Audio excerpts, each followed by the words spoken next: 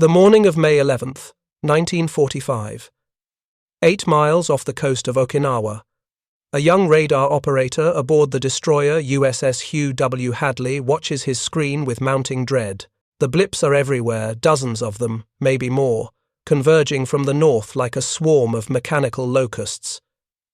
His hand reaches for the intercom, but his throat is dry.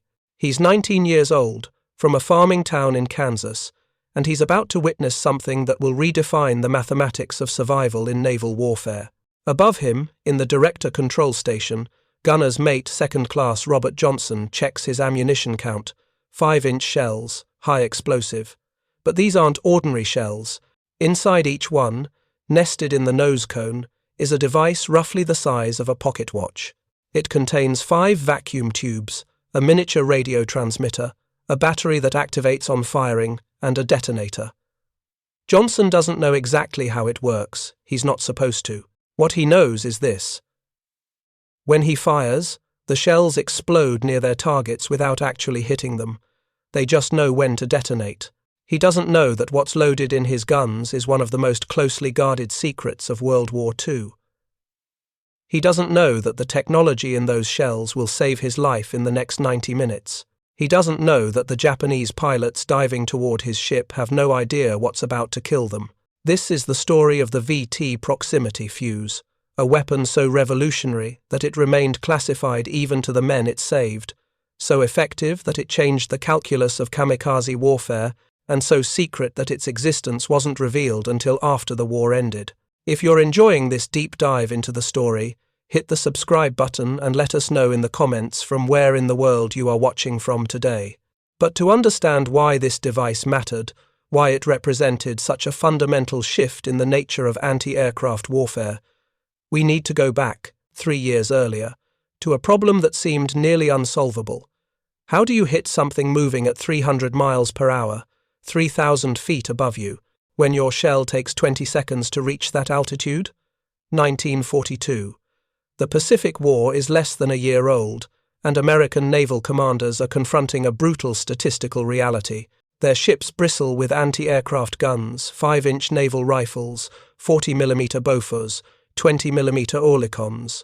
But shooting down attacking aircraft is proving maddeningly difficult. The problem is fundamental physics married to human limitation. When a 5-inch gun fires at an aircraft, the shell travels at approximately 2,000 feet per second. This sounds fast, but the target is moving too, often at speeds exceeding 300 miles per hour, and it's maneuvering.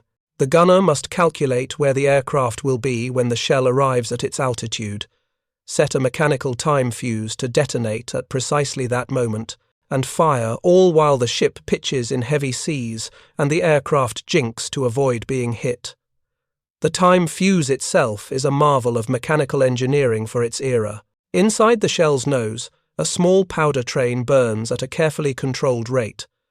The gunner sets the fuse by rotating a collar that adjusts how long the train must burn before reaching the detonator. Set it for 15 seconds, and the shell explodes 15 seconds after firing. The mechanism is reliable, precise, and entirely dependent on accurate human estimation. But estimation, even by trained gunners, is rarely accurate enough. Consider the geometry involved. An aircraft at 3,000 feet altitude, traveling at 300 miles per hour, that's 440 feet per second, can cover significant distance in the 20 seconds it takes for a shell to reach that altitude. If the gunner's estimate of the aircraft's speed is off by just 10%, the shell will detonate roughly 880 feet behind or ahead of the target. At that distance, even a high-explosive shell does negligible damage. The aircraft flies on, untouched. Now add in the other variables: wind speed and direction at altitude, the target's angle of approach, changes in the aircraft's speed as it maneuvers, the degree to which the ship is rolling or pitching, the shell's trajectory deviation due to barrel wear.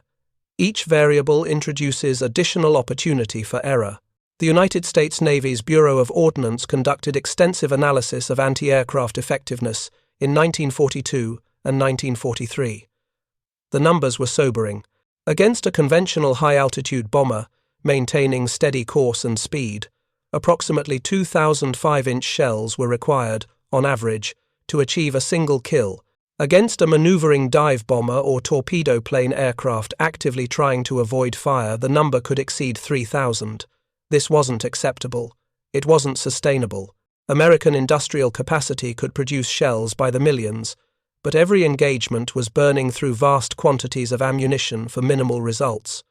More critically, planes were getting through. Ships were being damaged and sunk. Men were dying because the mathematics of aerial gunnery favored the attacker. The Navy needed a way to improve these odds. Not marginally dramatically. They needed shells that didn't have to actually hit their targets to destroy them. Shells that could sense when they were close enough and detonate automatically. They needed the proximity fuse. The concept wasn't new. Engineers had theorized about proximity-fused munitions for decades. The technical challenges, however, were immense. You needed a device that could survive the shock of being fired from a gun forces exceeding 20,000 times the acceleration of gravity, enough to pulverize most electronic components. It needed to be small enough to fit in a shell nose cone, alongside the explosive charge. It needed a power source that could activate instantly upon firing and provide energy for the shell's brief flight. It needed to detect the presence of a target reliably, without being triggered by clouds, sea spray, or the electromagnetic noise of a ship's own radar systems. And it needed to be cheap enough to mass-produce by the millions. In June 1940, the National Defense Research Committee assigned the problem to Section T of the Office of Scientific Research and Development, housed at Johns Hopkins University's Applied Physics Laboratory in Maryland. The team, led by physicist Merle Tuve, included some of the most brilliant minds in American science and engineering. Their mandate was clear but seemed nearly impossible: develop a working proximity fuse within 2 years. The solution they devised was ingenious. The fuse would emit a continuous radio signal as the shell flew toward its target. When that signal bounced back from a nearby aircraft, the fuse's receiver would detect it. As the range closed, the reflected signal would grow stronger, and its frequency would shift due to the Doppler effect, the same phenomenon that makes a passing train's whistle change pitch. When the return signal reached a predetermined threshold, indicating the shell was within lethal radius of the target, a small amplifier circuit would trigger the detonator. Simple in concept, hellishly difficult in execution. The vacuum tubes had to be redesigned from scratch. Conventional tubes, even ruggedized versions, shattered instantly when subjected to firing acceleration. Section T. Engineers developed new tube designs with shorter, thicker elements, reinforced internal structures, and special mounting systems. Each tube was tested by firing it in a specially designed artillery test chamber, then examined to identify failure modes. The design evolved through dozens of iterations. The battery presented its own challenges. Conventional batteries couldn't activate quickly enough or reliably enough. The solution was elegantly simple: use seawater. The fuse included a small reservoir and an ingenious mechanism that, triggered by firing acceleration, would flood the battery cells with seawater drawn through a port in the shell's base. The salt water completed the electrical circuit, generating current within milliseconds. It only needed to work for 20 to 30 seconds, the maximum flight time of an anti-aircraft shell, but in that window, it had to be utterly reliable. Then there was the question of manufacturing. Even if Section T could build working prototypes in a laboratory, could American industry produce them by the hundreds of thousands, with sufficient quality control to ensure reliability? A proximity fuse that failed to detonate wasted a shell. A fuse that detonated prematurely could endanger friendly aircraft. A fuse that could be reverse-engineered by the enemy could compromise the entire advantage. The answer required cooperation among multiple industries: electronics manufacturers, artillery producers, battery makers, coordinated by the War Production Board. Factories in a dozen states began producing components. Women workers, many of whom had never seen electronic equipment before, assembled the delicate tubes and circuits on production lines, designed for rapid output and rigorous testing. By late 1943, production reached 10,000 fuses per day. By mid-1944, it was 40,000 per day. Each one was tested, Each one was packed in protective cushioning. Each one was shipped to Navy ammunition depots with strict security protocols. And each one was classified at a level higher than most weapons programs. The VT proximity Fuze was designated Top Secret, a classification shared with Ultra, the British code-breaking operation, and the Manhattan Project. Personnel who manufactured, loaded, or fired the fuses were forbidden from discussing them. Technical manuals referred to them only as Mark 53 or Mark 56 fuses, without elaborating on their operating principles. Gunners were told simply that these were improved ammunition with enhanced effectiveness. The reason for such stringent secrecy was twofold. First, if the enemy understood that the fuses operated by radio, they might attempt to jam the frequencies or develop countermeasures. Second, and more critically, if an intact fuse fell into enemy hands, they could potentially duplicate the technology. The Germans had excellent radio engineers, so did the Japanese. What they lacked was the specific combination of miniaturization techniques, ruggedization solutions, and mass production capability that made American proximity Fuzes practical weapons. The standing order was absolute. VT fuses could be used only over water, where a dud would sink and be unrecoverable. They could not be used over land until victory in Europe was certain. The risk of capture was too high. This restriction was lifted exactly once before Germany's surrender, during a moment of such desperation that security concerns became secondary to immediate tactical necessity. December 1944. The Ardennes Forest, Belgium. American forces, confident that the war in Europe was entering its final phase, were thinly spread along an 85-mile front through heavily forested terrain. Intelligence assessments suggested the German army was incapable of mounting a major offensive. The terrain was poor for armoured warfare. The weather precluded air support. It was, in the estimation of Allied commanders, a quiet sector. They were catastrophically wrong. On December 16th, at 5:30 in the morning, German artillery opened fire along the entire front. 28 divisions over 250,000 men, supported by hundreds of panzers, poured through the American lines in what would become known as the Battle of the Bulge. The objective was ambitious: drive to Antwerp, split the Allied armies, force a negotiated peace. For the first week, it nearly worked. German forces punched deep into Allied territory, creating a bulge, hence the battle's name, that threatened to encircle entire American divisions. Weather grounded Allied aircraft. Roads became choked with retreating vehicles and refugees. Communications broke down. Ammunition ran low. And then, on December 24th, the weather began to clear. American artillery batteries, many of which had been equipped with VT-fused shells for months but forbidden from using them, received new orders. The restriction was lifted. Every available proximity fuse was to be brought to bear against German armour and infantry concentrations. The effect was devastating. Traditional artillery fire against infantry or vehicles required the shell to detonate on impact with the ground, creating a pattern of shrapnel that radiated outward and upward. Troops could take cover in foxholes, behind trees, in defilade. A shell had to land very close, within 10 to 20 feet, to be lethal. Proximity fuses changed the equation. The shells detonated 20 to 30 feet above the ground, creating a much larger lethal radius. There was no cover from airbursts. Fragments rained down into trenches, behind trees, into open-topped vehicles. A single VT-fused shell could achieve casualties equivalent to 3 or 4 conventional shells. German commanders reported to their superiors that American artillery had suddenly become far more effective. They didn't understand why. Some speculated new shell designs. Others thought the Americans had developed better fire control methods. None guessed the truth that each shell was making its own targeting decision microseconds before detonation. The Battle of the Bulge was decided by many factors: heroic infantry resistance, air superiority once the weather cleared, German logistical failures. But post-war analysis by both American and German military, historians identified VT-fused artillery as a significant contributing factor. General George Patton, whose Third Army drove north to relieve Bastogne, called the proximity fuse the most effective artillery ammunition in history, and credited it with breaking the German offensive.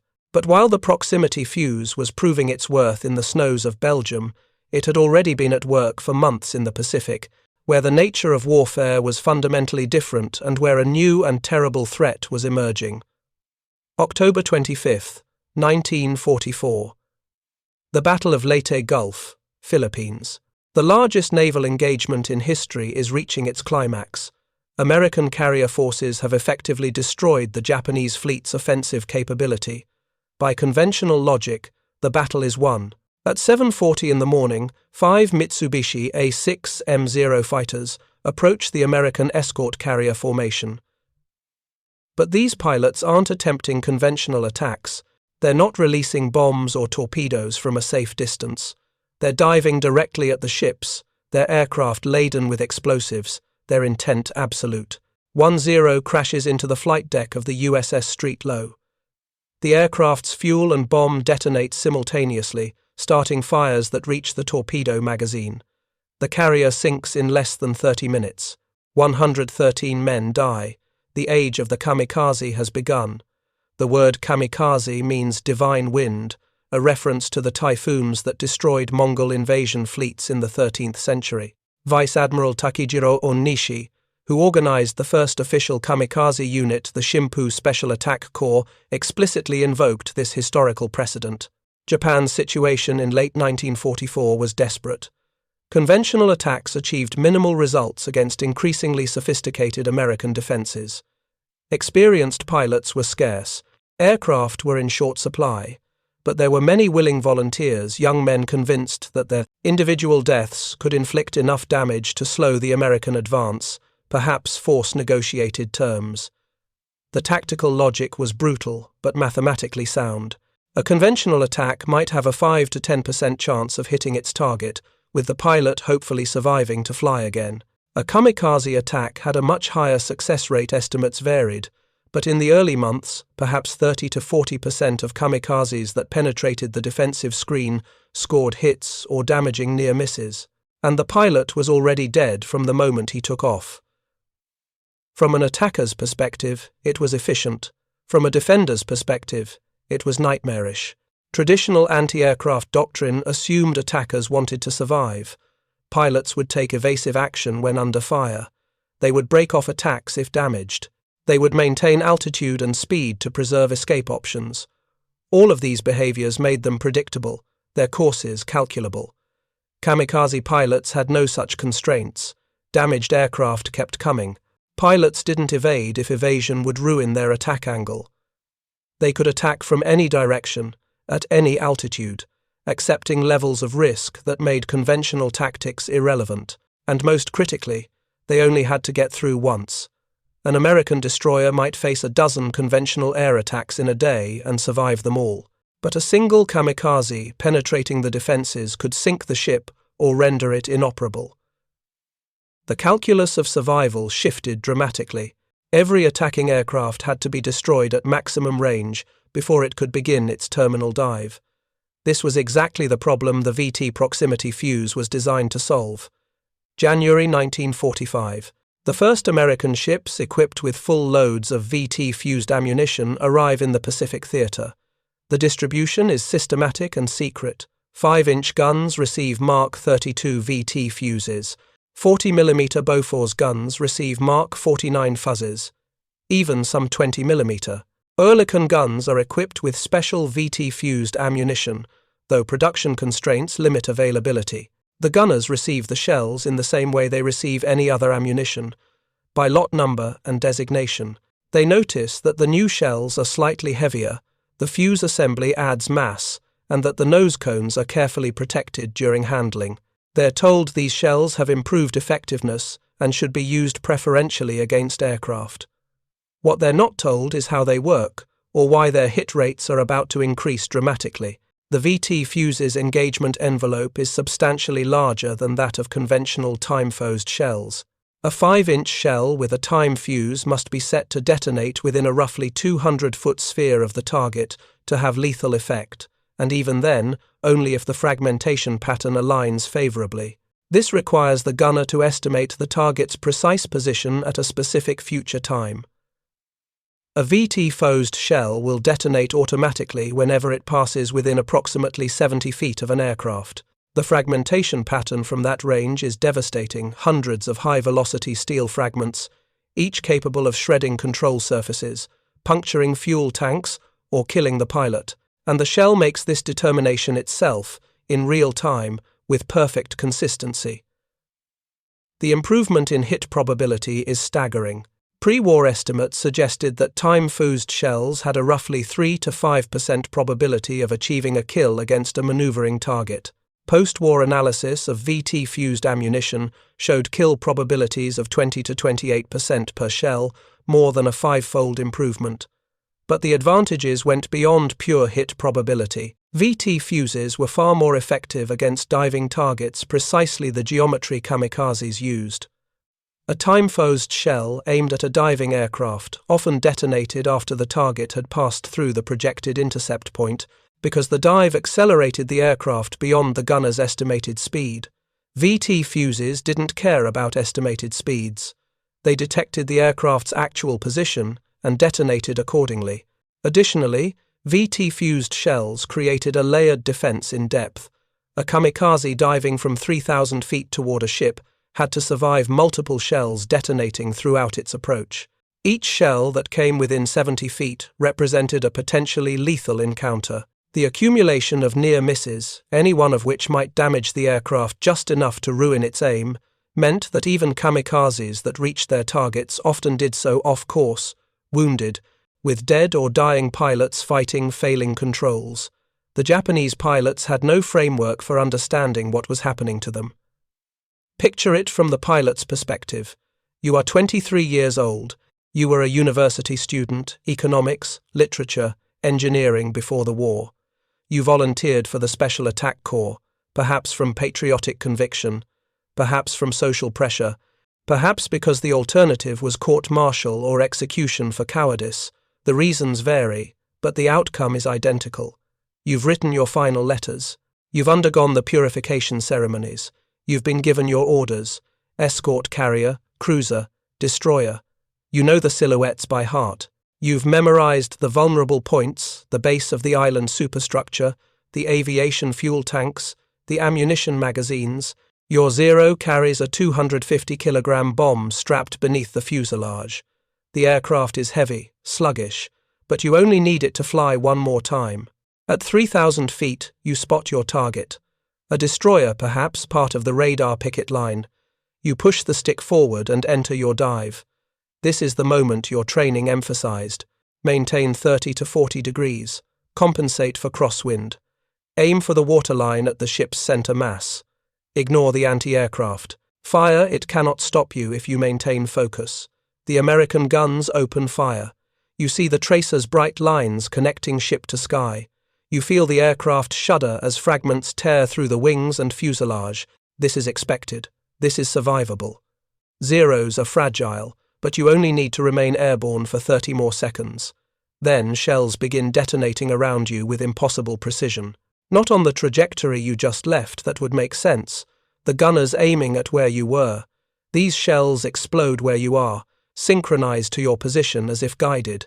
20 feet to your left, 30 feet ahead, directly above, raining fragments onto the canopy. Your instruments are failing, oil pressure dropping, coolant temperature rising. A fragment has hit something critical. You're still flying, still diving, but the controls are mushy. The aircraft wants to roll left. You fight it. Another detonation.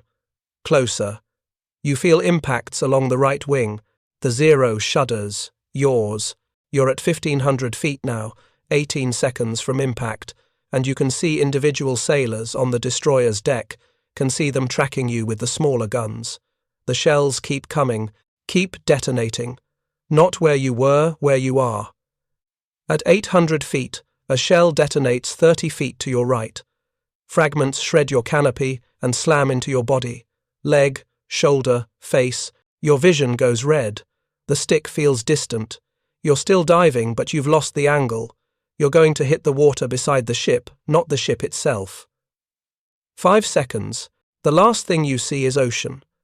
This is what the VT proximity fuse did, mission after mission, day after day, throughout the Okinawa campaign.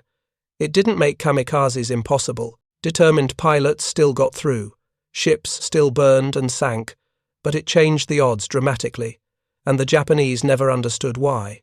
April 16, 1945.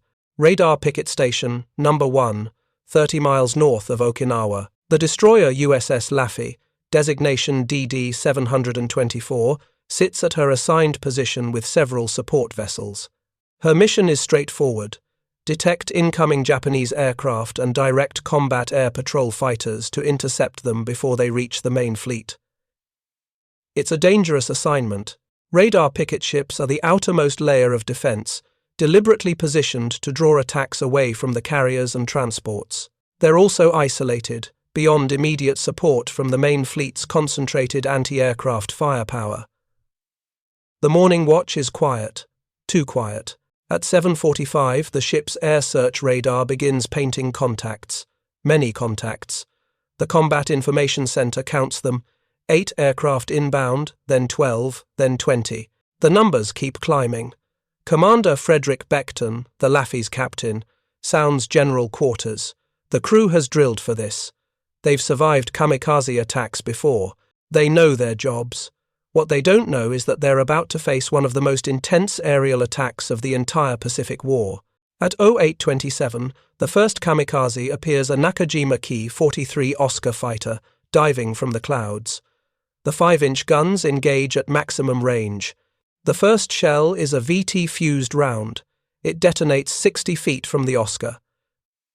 The aircraft disintegrates. Fragments and burning fuel rain into the ocean half a mile from the ship. The crew has no time to celebrate. 2 more aircraft are inbound from different vectors. Then 4. Then 6. The Laffey is engaging targets at a rate her crew has never experienced. The 5-inch guns fire continuously, each mounting working with practiced efficiency.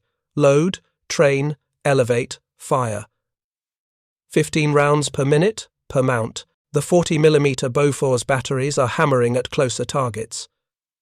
The 20mm Oerlikons are chattering at anything within range, and the shells keep detonating precisely where they need to.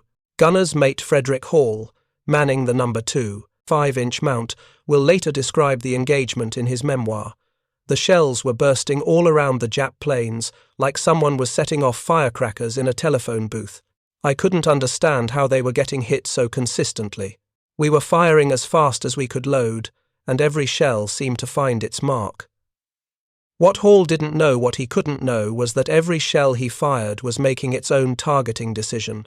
The VT fuses were detecting aircraft, calculating proximity, detonating at optimal range. The gunners were simply feeding ammunition into a system that had, effectively, automated the hardest part of aerial gunnery. Between 08:27 and 09:47 80 minutes, the Laffey faced 22 separate kamikaze attacks. The ship's after-action report, compiled from deck logs and officer statements, provides a minute-by-minute accounting. 08:30. 3 Aichi D-3A Val dive bombers approach from astern. All 3 destroyed by 5-inch and 40mm fire before reaching terminal dive position. 08:39. 4 Mitsubishi A6 M0s attack simultaneously from different quadrants. 2 destroyed at range. 1 crashes into the fantail, its bomb penetrating the deck but failing to detonate. 1 crashes into the main deck amidships, starting fires. 08:42. Bomb near miss off the port bow. Fragments kill 3 men and wound 7. 08:47. Twin-engine Yokosuka P-1Y Francis bomber hit by VT-fused shells at 1,000 yards. Aircraft explodes in mid-air. Burning wreckage lands on the forward deck. The pattern continues. Some aircraft are destroyed at long range over half a mile away, well before they can begin their terminal dives. Others penetrate closer, absorbing damage that would have forced conventional attackers to break off, but continuing their attacks even as they shed pieces, trailing smoke and flame. The crew fights with systematic desperation. Damage control parties extinguish fires while gunners continue engaging new targets. Wounded men refuse to leave their stations. When the forward 5-inch magazines run low on VT-Fused ammunition, sailors form human chains to pass shells from the after magazines.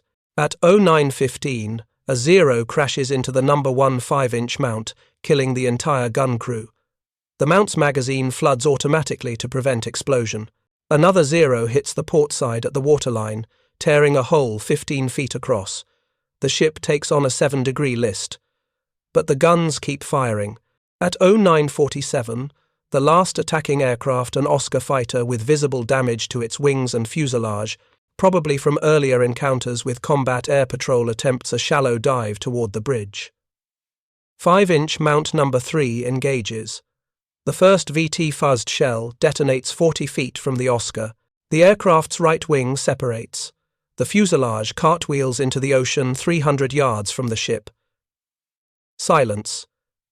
Relative silence. The guns are trained outward, crews ready, but no new contacts appear on radar. The Laffy has taken 4 bomb hits and 6 kamikaze strikes. 31 men are dead. 72 are wounded, many critically. The ship has holes in her hull above and below the waterline.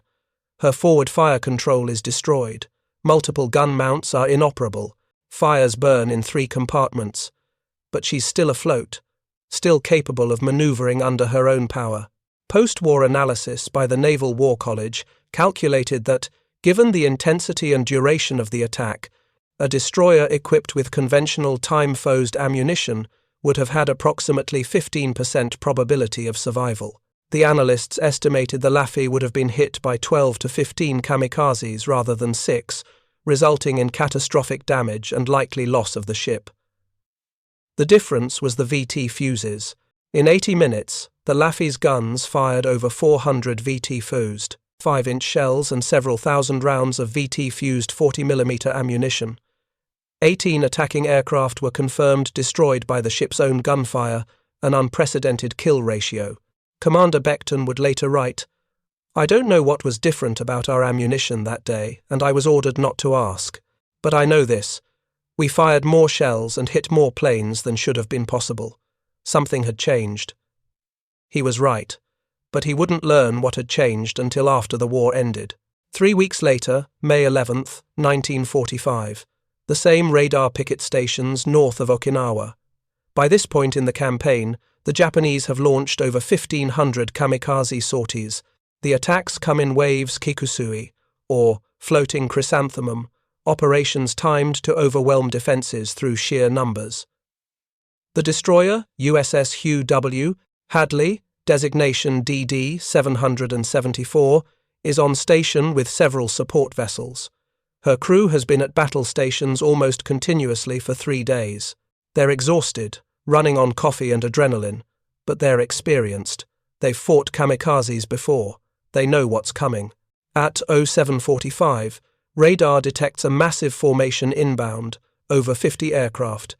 It's the largest single attack wave the picket ships have yet encountered. Combat air patrol fighters, Marine Corps Corsairs scramble to intercept, but they're outnumbered. Many kamikazes break through. The Hadley opens fire at 08:02. The engagement will last 94 minutes and involve an estimated 75 to 85 kamikaze aircraft attacking the picket group. Precise counts are impossible. Aircraft are being engaged simultaneously by ships and fighters, records are fragmentary, and observers are focused on survival rather than accounting. What's documented is this. The Hadley will fire more VT-Fused ammunition in a single morning than most destroyers expended in months of combat. Her gun crews will sustain rates of fire that exceed design specifications, pushing the weapons past their theoretical limits, and they will achieve a kill count that military historians still find difficult to credit. The ship's executive officer, Lieutenant Commander Lester Wood, kept fragmentary notes during the engagement. His notebook, preserved in the Naval History and Heritage Command archives, provides glimpses of the chaos. 08:15 vals inbound, 4, no 5, all mounts engaging, 3 splashed at range. 2 got closer, 1 hit by VT, wings folded, went into the water. Last one hit us starboard side below waterline. 08:23 zeros everywhere, can't count them, guns firing continuously. Mounts 3 and 4 reporting barrels overheating. Fire anyway. 0831 France's bomber hit at 1200 yards. Massive explosion. No idea what ordnance it was carrying. Flaming debris everywhere. 0840 another hit. Aft superstructure. Casualties heavy. Fire control director damaged. Shifting to local control. The Hadley's crew is fighting with weapons that are, in some cases, beginning to fail from sustained use.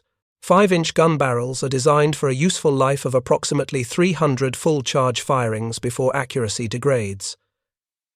The Hadley's main battery will exceed that limit during this single engagement. Barrel wear causes shells to tumble slightly in flight, reducing range and accuracy. But the VT fuses compensate. Even tumbling shells, passing near their targets, detonate. The expanded engagement envelope means that degraded accuracy is less critical than it would be with time fuses. At 0855, with ammunition running critically low and multiple systems damaged, the Hadley has an estimated 20 to 25 aircraft still attempting to attack her. Her guns continue firing. 40mm and 20mm mounts engage aircraft at ranges where the VT fuses give them fighting chances they wouldn't otherwise have. Small caliber VT fused rounds create barriers of air bursts that aircraft must penetrate, and many don't. The final attack comes at 0936. A badly damaged Zero, trailing fire and losing altitude, aims for the ship's bridge in a last desperate attempt. The aircraft is already breaking apart. The pilot may be dead or unconscious. It doesn't matter. Momentum and gravity are carrying it toward the ship. A 40mm mount fires a 6-round burst. At least 2 are VT fused. One detonates 15 feet from the Zero's engine. The detonation is small. 40mm shells contain far less explosive than 5-inch rounds, but it's enough. The Zero's engine disintegrates. The aircraft noses down and hits the water 50 yards from the ship. Silence again. The Hadley is devastated. 105 men dead or missing. 54 wounded. The ship is on fire in multiple locations. Her hull is breached. Her superstructure looks like a junkyard. By all conventional assessment, she should sink. But she doesn't. Damage control teams flood magazines, shore up bulkheads, fight fires. The ship maintains watertight integrity. 6 hours later, a fleet tug arrives and begins towing the Hadley toward Karama-Reto, the forward repair anchorage. She'll survive. She'll be repaired. She'll return to service, and her crew will never fully understand why their ammunition worked so much better than anyone had told them it should. Post-war analysis credits the Hadley with destroying 23 kamikazes through direct gunfire, the highest single engagement total for any ship during the Okinawa campaign. Some historians argue the count should be higher, perhaps as many as 28, but the exact number is less important than what it represents. If you find this story engaging, please take a moment to subscribe and enable notifications. It helps us continue producing in-depth content like this. 23 confirmed kills means 23 aircraft destroyed before they could strike not just the Hadley, but any ship. 23 pilots killed, yes, but also 23 loads of bombs and fuel prevented from detonating against American vessels. 23 opportunities for catastrophic damage eliminated. The mathematics of survival had shifted, and the VT proximity fuse was the primary variable that changed. To fully understand the impact of the VT fuse, we need to examine the Japanese perspective. What did kamikaze pilots experience? What did their commanders observe? And why did they fail to develop effective countermeasures? The Japanese military was well aware that American anti-aircraft effectiveness had improved dramatically during 1945.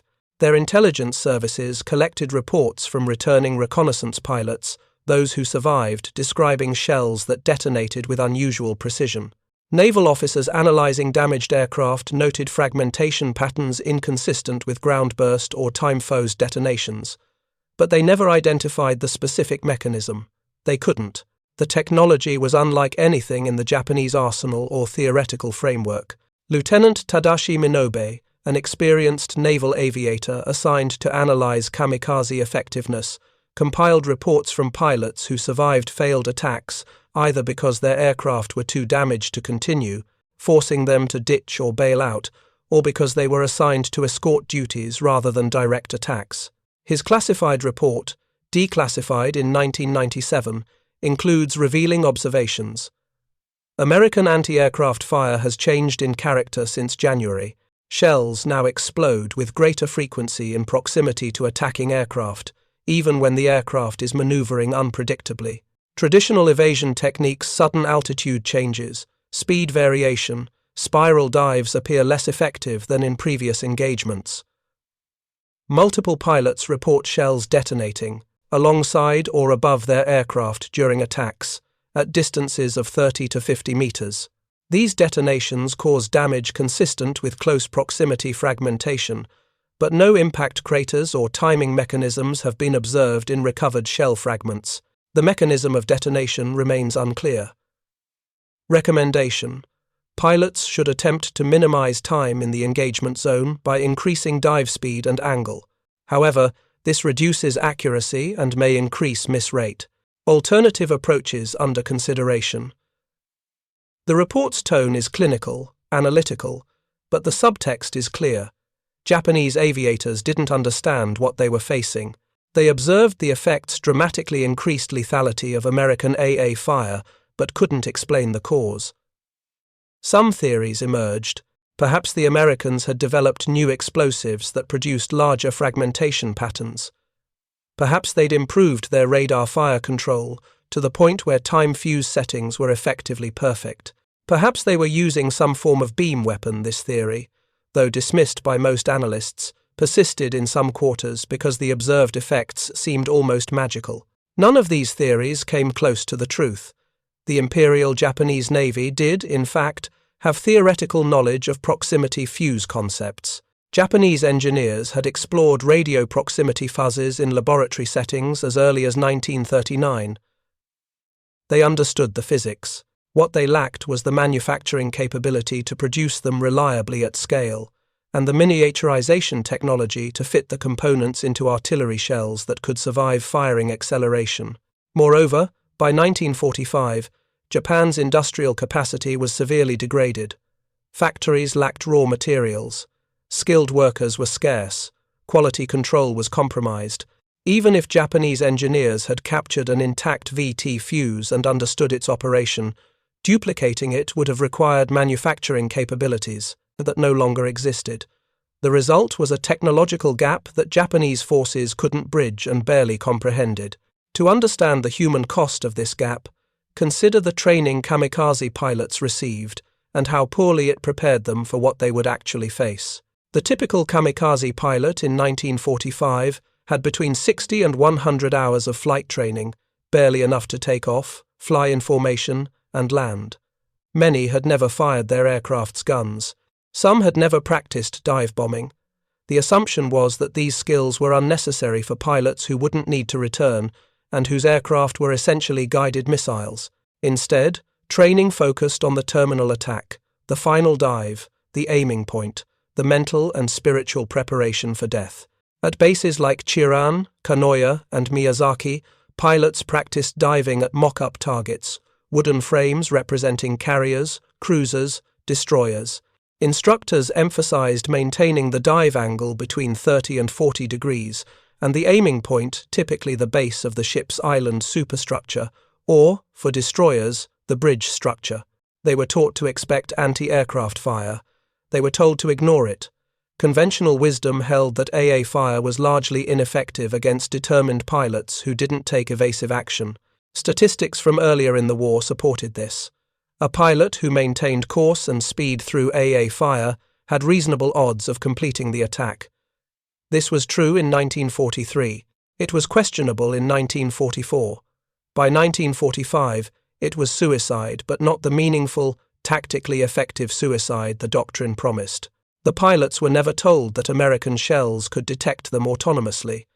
They were never warned that the engagement envelope had expanded by an order of magnitude. They were never informed that survival to target already unlikely had become statistically improbable. They flew into situations they couldn't understand, following tactics that no longer worked, dying in ways their training hadn't prepared them for. Consider the diary of Ensign Teruo Yamaguchi, recovered after his death in a failed attack on May 4, 1945. His final entries, written in the days before his mission, reveal the disconnect.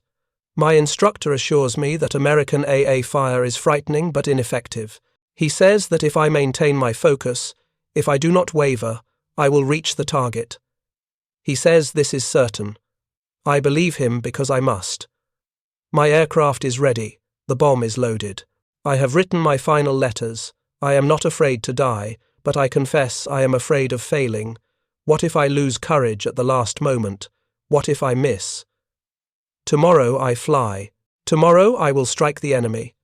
I have been told that one determined pilot can sink a carrier, can kill thousands of Americans, can change the course of the battle.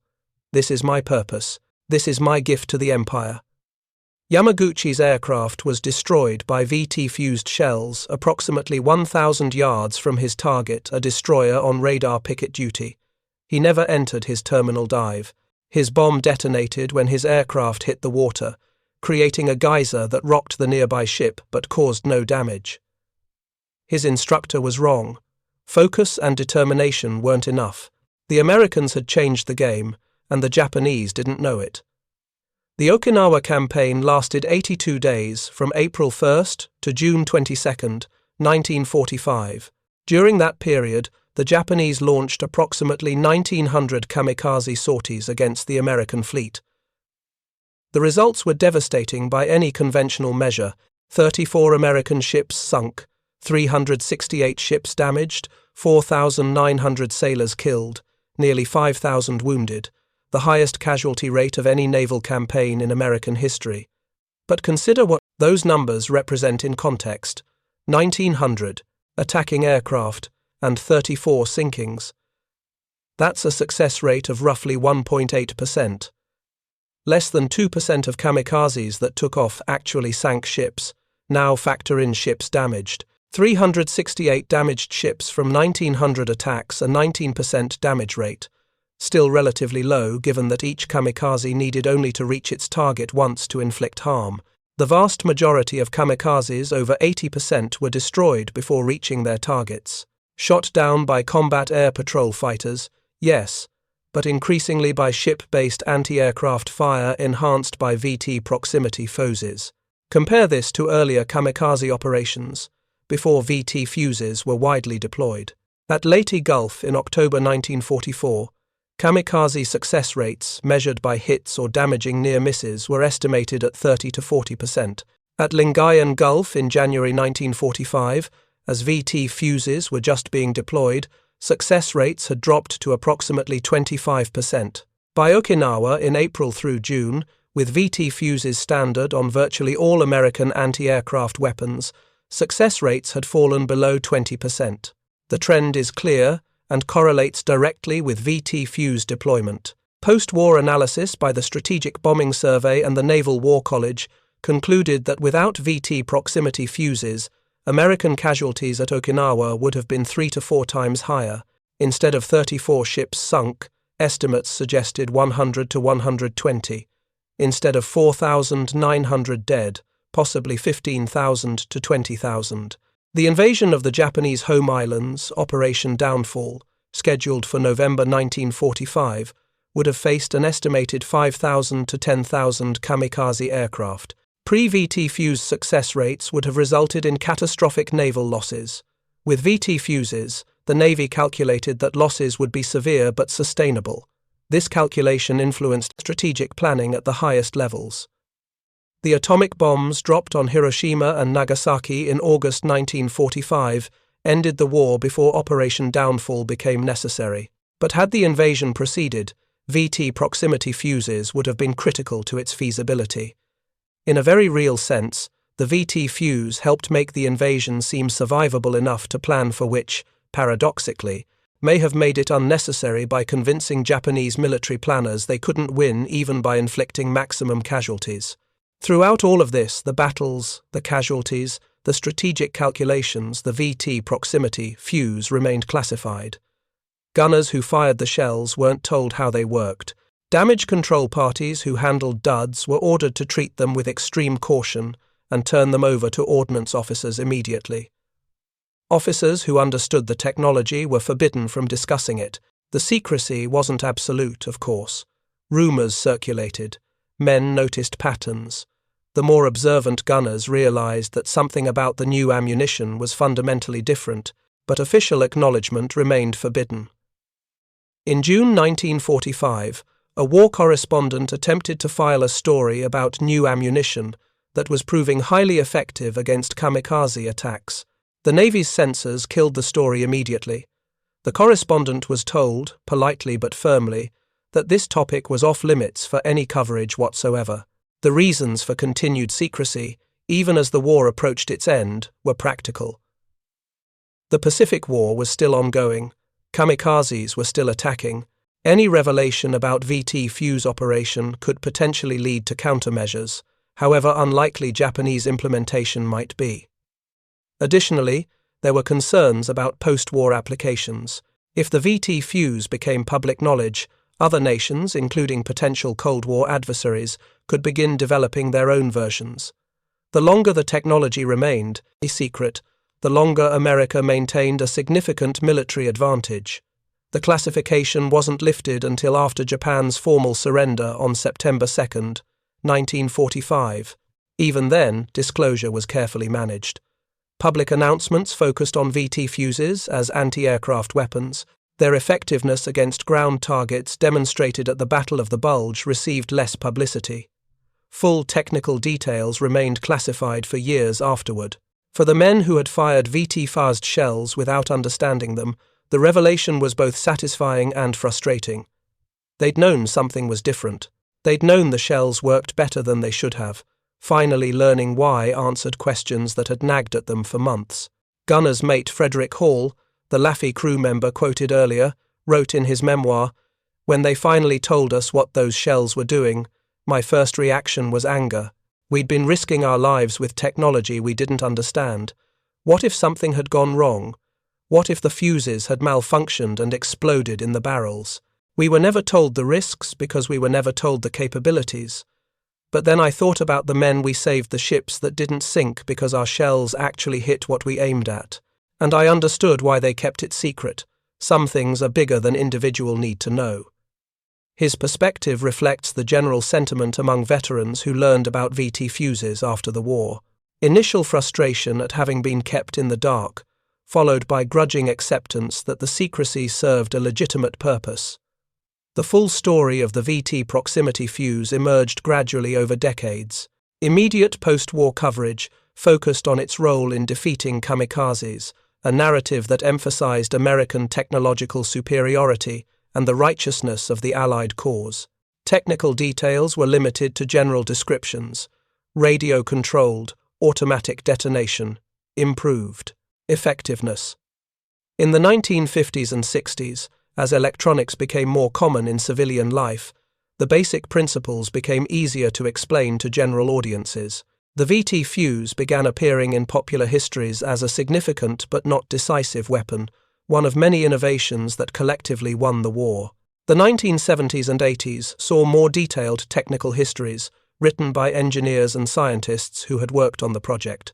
These accounts revealed the immense challenges overcome during development: the vacuum tube designs that could survive firing shock, the seawater batteries, the manufacturing quality control processes. By the 1990s, with the last wartime restrictions lifted and many participants willing to speak publicly, comprehensive histories appeared. Ralph Baldwin's The Deadly Fuse, published in 1980, provided extensive technical detail. Historians began analyzing the strategic impact more rigorously, using declassified after-action reports and Japanese sources. The Japanese perspective emerged slowly. Many kamikaze-related documents were destroyed at war's end.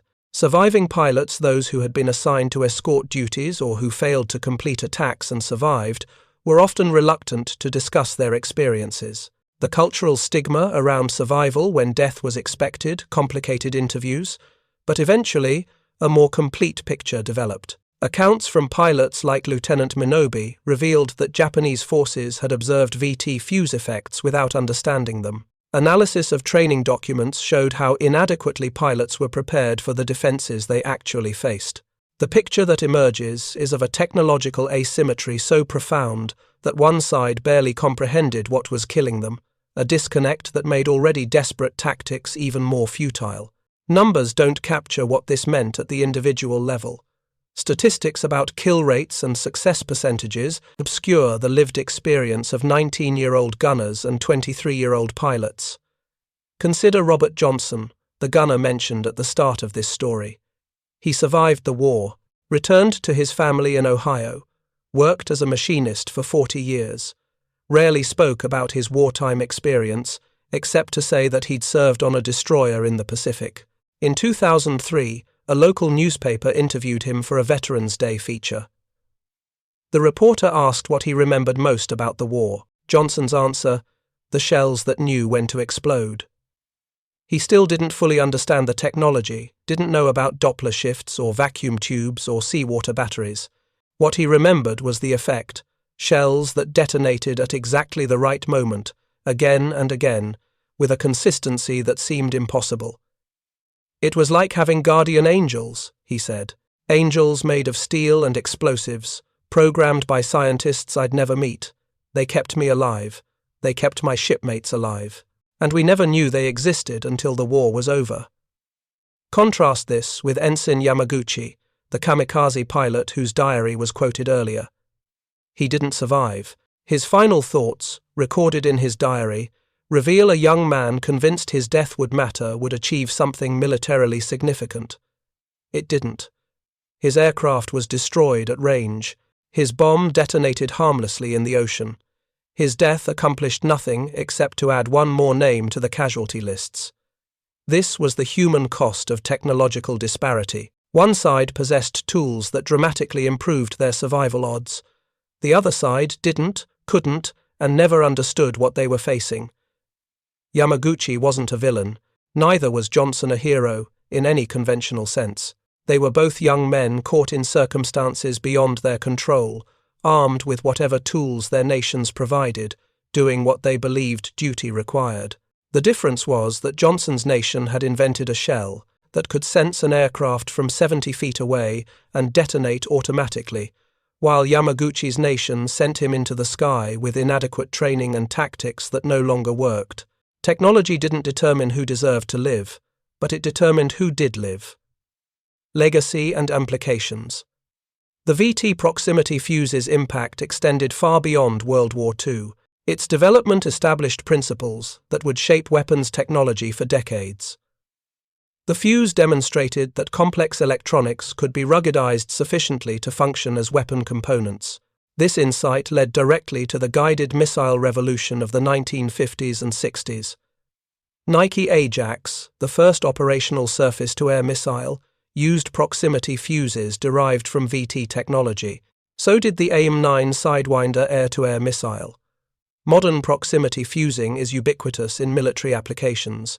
Anti-aircraft missiles, artillery shells, and bombs routinely incorporate sensors that determine optimal detonation timing.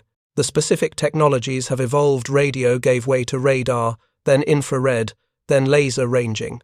But the principle remains identical to the VT fuse: detect the target, calculate proximity, detonate at optimal range. Civilian applications emerged as well. The principles developed for VT fuses influenced automotive radar systems, industrial proximity sensors, and aircraft collision avoidance systems. The challenge of making electronics survive extreme acceleration led to innovations in shock mounting and component ruggedization that benefited countless non-military applications. But perhaps the most significant legacy was psychological and strategic. The VT fuse demonstrated that technological superiority could provide decisive advantages even in areas where the enemy had tactical or numerical advantages. Japanese kamikaze tactics were clever, operationally sound, and executed with extraordinary determination. They should have been more effective than they were. The VT fuse is what they weren't. This lesson that technological innovation can counter tactical sophistication influenced Cold War military thinking profoundly. Both the United States and Soviet Union invested enormous resources in weapons technology, convinced that the next revolutionary innovation could provide decisive strategic advantage. Whether this was wise policy is debatable. But the VT proximity fuse provided the template, a weapon so effective, so beyond the enemy's technological reach, that it changed the fundamental calculus of combat.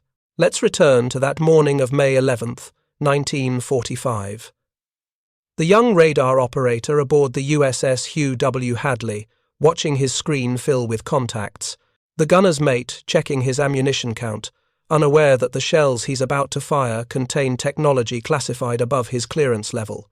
They don't know they're about to be part of the most intense anti-aircraft engagement of the Pacific War. They don't know their ship will be credited with 23 confirmed kills. They don't know that historians will study this battle for decades afterward.